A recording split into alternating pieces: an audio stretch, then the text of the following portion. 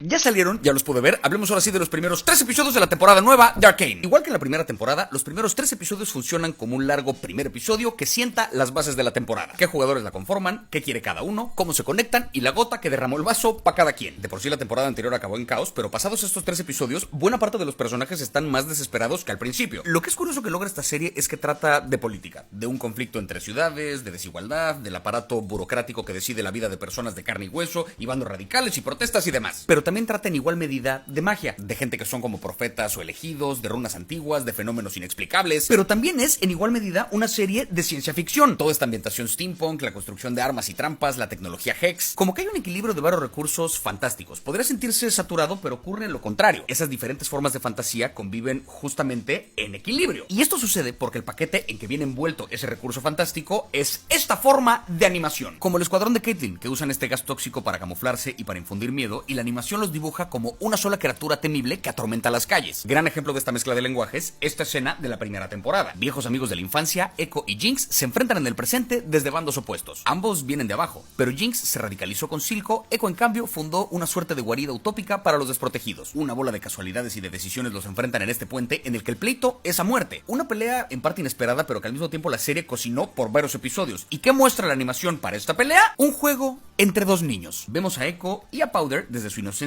e ingenuidad jugando a que pelean, hablándonos no solamente de la relación que los conecta y desde qué edad, sino de cómo la guerra misma sabe muchas veces a un enfrentamiento entre niños. Si antes no aprecié a este nivel esa genialidad, claramente fue por pendejo. Qué bueno que el paladar de uno se refina con el tiempo. En algún lado vi que la segunda temporada de Arcane fue anunciada también como la temporada final. Si acá cierra la historia, chingón, mejor calidad que cantidad de episodios. Sí me intriga, paréntesis, me preocupa un poco ver cómo cierran tanta línea narrativa que apenas se está abriendo en los 6 episodios que quedan. Pero esto va cabrón, eso creo que no está en discusión. ¿Y qué pedo?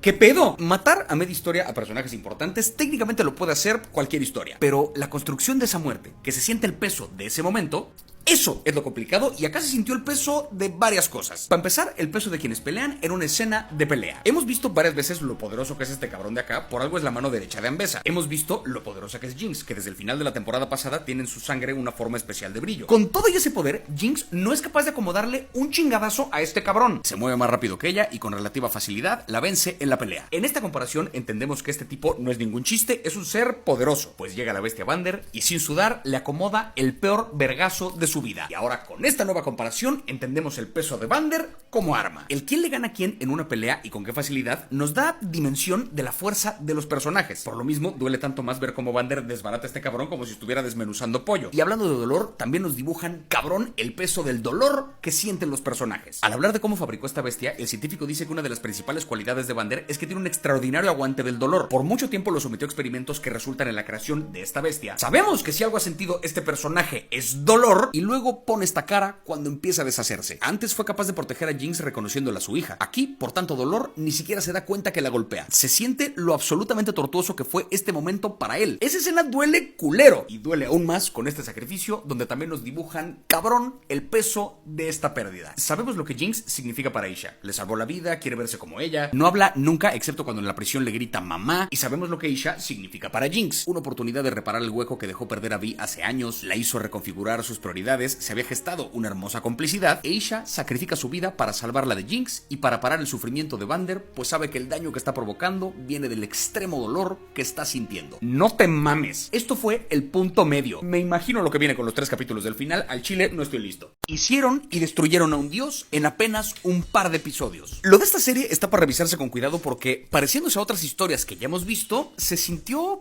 como otra cosa. Muy a grandes rasgos se desató una guerra en Piltover, pero el quien jugó en cada bando fue inesperado. Caitlyn de la mano de Vi y de Jinx, y de Echo, y de los vigilantes, y de Jace, y de Mel ahora con poderes de bruja, y toda la gente de abajo se enfrentaron como un gran ejército al ejército de Ambessa, aliada con el científico que hizo el brillo, y con Víctor y sus zombies. Una combinación de jugadores que hace 3 capítulos no tenía ningún sentido, y sin embargo, cuando llegamos a la guerra, lo tiene. Ambessa ve en Víctor esa arma que lleva tantos años persiguiendo. Víctor usa a Ambessa para llegar a la anomalía con la que necesita fusionarse para concretar su plan de unificar al mundo bajo una misma mente. El científico los usa a ambos para su mismo propósito de siempre, que es salvar a su hija, y juntos solitos representan una amenaza igual de peligrosa para toda la gente de Piltover y por eso se unen. Solito el llegar a esa guerra a nivel guión es bastante impresionante, pensando en lo rápido que lograron justificar la construcción de los dos bandos, porque se arman rápido pero no se siente que salgan de la nada. Pero a eso se le suman otras capas de historia que un poco explican por qué tardó tanto en salir esta temporada. Una de ellas, el tema multiverso. Entre la primera temporada de Arcane y la segunda, en esos 3 años, en el cine vimos una fiebre del multiverso. Todo lo relacionado con superhéroes, las películas de acción, fantasía a gran escala, una importante mayoría coquetearon o se entregaron de lleno a algo que ver con el multiverso. A ver, hubo en ese tiempo una ganadora del Oscar que trataba del chingado multiverso. Pensando en hace cuánto empezaron a cocinarla, no me hubiera sorprendido si la segunda temporada de Arcane se entregaba de lleno a algo del multiverso. Se hubiera sentido que llegó tarde, pero no me hubiera sorprendido. Y sin embargo, la forma en que usan ese recurso acá es de una elegancia también inusual, porque al arranque de este último acto vemos a dónde se fueron Echo, el profesor Heimerdinger y Jace después de que la anomalía se los tragó. Echo y el profesor Heimerdinger terminan en un universo paralelo en el que hace muchos años Vi murió aquel día en que Jinx se robó esas primeras piedritas explosivas. Como consecuencia, nadie nunca desarrolló Hextech. Eventualmente Vander y Silco hicieron las paces, Son se convirtió en la ciudad ideal que Echo siempre había soñado y Jinx nunca dejó de ser Powder. Este universo paralelo le sirve a la historia sin robarle protagonismo y sin convertir a todo Arcane en un pedo multiversal. Sirve para que Echo tenga que romper sus propias barreras al pedirle ayuda a Powder para armar el aparato que le permite volver a su universo. Sirve también para que Echo contemple la posibilidad de quedarse acá donde las cosas están bien. Sirve para que el profesor Heimerdinger se sacrifique para impulsar la misión de Echo, su alumno que sí se convirtió en la mejor versión de lo que le enseña, pero eventualmente volvemos al universo donde sí ocurre nuestra historia y Echo vuelve con un aparato que precisamente le permite volver tantito al pasado para alterar su presente. Un arma que refleja la situación que acaba de vivir. Y por su lado Jace acabó en un mundo solitario, devastado por el uso de la magia. Lo vemos aparentemente enloquecer, volverse paranoico. Creemos que perdió la cabeza cuando regresa al presente obsesionado con desvivir a Víctor, pero al final nos enteramos que quien lo mandó de regreso fue el propio Víctor. Arrepentido de haber conseguido lo que pensó le vendría bien a la humanidad. Estos universos paralelos, o estas líneas del tiempo en diferentes momentos, le sirven a la historia sin que la historia se trate de universos paralelos. Por eso me parece elegante el uso de este recurso en Arcane. Y es que además, esto permite que la serie haga otra cosa que también resulta bellísima, y es que todo